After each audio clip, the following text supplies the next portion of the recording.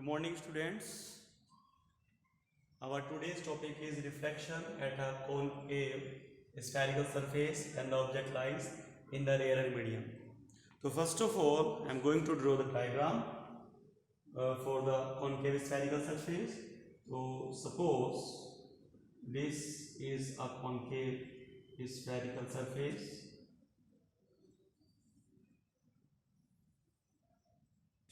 This is principal axis. This is x, e and the y. This is the position of the object.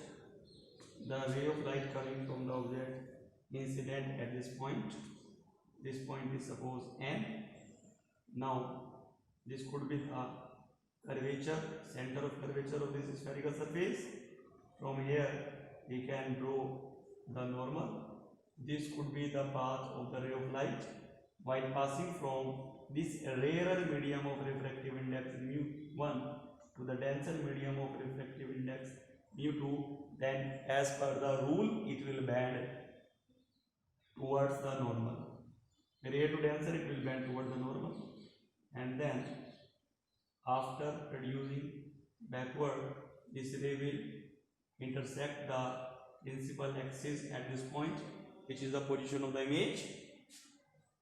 Draw a perpendicular at this point. This is suppose m. Now these angles are alpha, this is beta, this one is gamma. So this is the concave reflecting surface and object lies in the rarer medium of refractive index mu. So SON is incident ray and this CN is normal, then the angle between the incident ray and the normal is known as angle of incidence. Similarly, this ray is refracted ray and this is normal. The angle between these two is known as angle of refraction. Angle of refraction.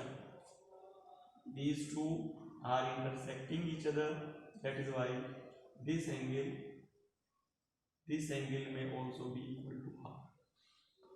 This small angle may also be equal to r by the vertically opposite angles. Okay, now in triangle NO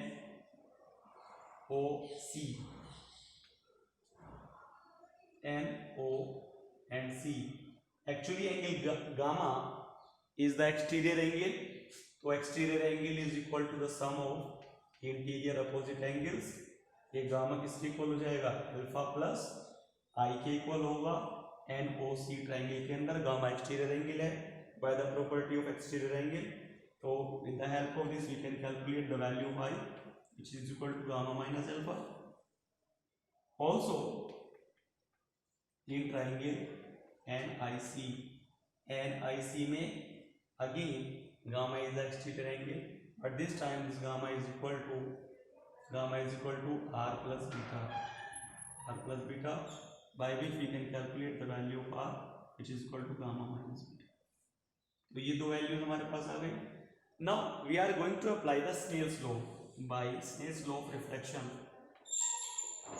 Snell's law of refraction, Snell's law से क्या है कि sin i divided by sin r is equal to the ray is entering in the denser medium refractive index mu2, तो it must be mu2 और incident ray इसमें medium में लाई करती है, तो it will be absolute refractive index of this medium which is equal to mu1, है ना. अब as this for small values sin i is approximately equal to I and sin r approximately equal to r. So therefore इसके बाद we can write it as I upon r is equal to mu2 upon mu1, and moreover we can write I mu1 is equal to r mu2. I mu1 is equal to r mu2 हम इसे लिख सकते हैं. Now we can put the values of I and r from this expression. तो I की value है gamma minus alpha mu1 is equal to gamma minus beta and mu2, या value अब जैसा हमने लिखा for small value sine i is approximately i, sine i is approximately r, इसी तरह से अल्फा बीटा गामा की वैल्यूज कैलकुलेट करने के लिए we can consider that alpha is nearly equal to 10 alpha, beta nearly equal to 10 beta, gamma nearly equal to 10 gamma. तो 10 alpha 10 beta 10 gamma की जो वैल्यूज हैं कैसे कैलकुलेट करेंगे, परपेंडिकुलर अपॉन बेस, यानी गामा की जगह मैं क्या लिख सकता हूँ कि यहाँ पर लिख देता हूँ पहले as alpha is approximately 10 alpha, beta approximately 10 beta and gamma is approximately 10 gamma.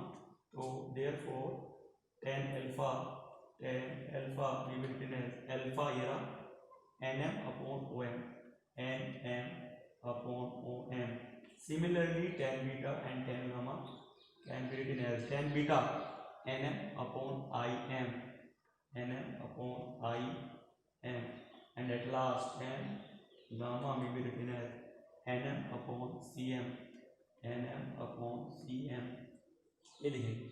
लेकिन जितनी भी डिस्टेंसेस मेजर की जाती हैं for the object, for the image, for the curvature, for the focus, ये सारी जो डिस्टेंसेस हैं सभी पोल से मेजर की जाती हैं, इससे की पॉइंट से मेजर की जाती हैं, ना कि एम से। बट हमारी जो वैल्यूज आ रही हैं वो एम की टर्म में आ रही हैं।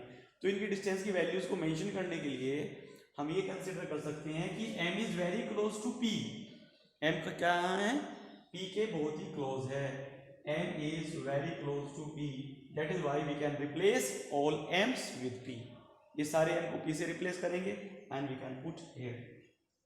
तो ये आ जाएगा 10 गामा मतलब N M upon C M, जिसे N P upon C P लिख लूँ minus alpha N P upon O P, N P upon O P, it is okay.